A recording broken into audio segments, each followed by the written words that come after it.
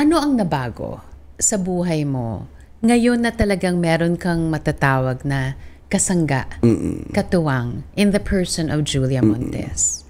Malaki kasi ang kinaganda kasi sa amin ni Jules, dahil that time din niya nami-meet father niya eh. Sabi ko, ako naging tatay niya, kuya niya, best friend niya, manager niya. Kasi ako mag-guide eh. And then, ang kinaganda kasi kay Jules, siguro dahil nakikita niya naman na kahit pa paano, nagiging maayos naman yung buhay ko, maayos naman yung career ko. Di ba, hindi naman ako wasak.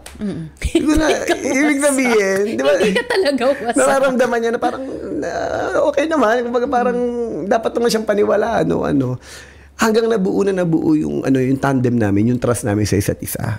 Sabi ko sa kanya, magtayo tayo ng negosyo. Yeah. And then after that, sabi ko ngayon, ang gagamitin natin is the social media.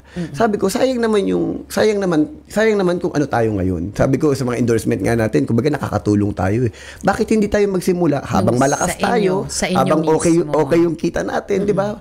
Malay natin, meron tayong tamaan. Malay mo, meron swertehin na para balang araw, kapag laos na kami, wala na to, hindi na kami gusto ng mga tao, malay mo may isa nakatayo na. At least hindi tayo magsisimula kung kailan tayo matanda o mahina na o wala nang kita, meron na nakapundasyon. So pag alam mo, sinasambit mo yung pangalan ni Julia and you talk about the future as if yun na talaga. Yun na ba talaga? Wala ka na bang nakikitang kinabukasan na hindi kasama si Julia?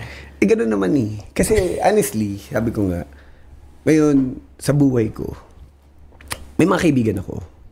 Pero sabi ko nga, syempre tayo bilang tao, mas masarap ang maging partner mo o maging best friend mo, yung makakasama mo sa buhay mo. Kasi kayo lagi magkasama eh. Pag nangangarap kayo magkasama. Pag nagkukwentuhan kayo magkasama.